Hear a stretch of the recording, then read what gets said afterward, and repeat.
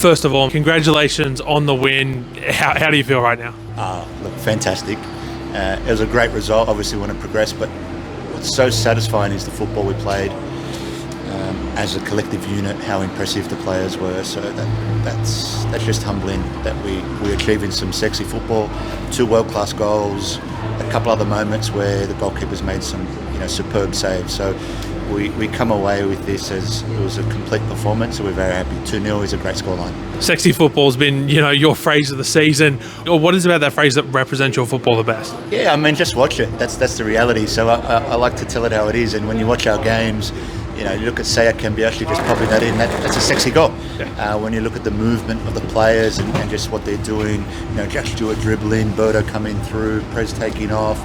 There's so many players I could rattle off, but it's sexy football. It really is. When you watch what we're doing, it's not happening by coincidence. The guys are just wanting to express themselves, and that's why I say sexy football. But look, without hard work, without working as a collective team, the sexy football doesn't go far. But thankfully, that's the base that we have, the commitment to playing competitive football, and then we add the spice. You now get to take that sexy football down to Melbourne to play Avondale. I heard the cheers, come up from inside the dressing room. Everyone seems like they're pumped to head down to play Avondale. What is it about that match that's just exciting the team so much? Look, I don't believe it's Avondale because we know how good Avondale are. They're kind of our sister club down in Melbourne. We have great respect for Avondale.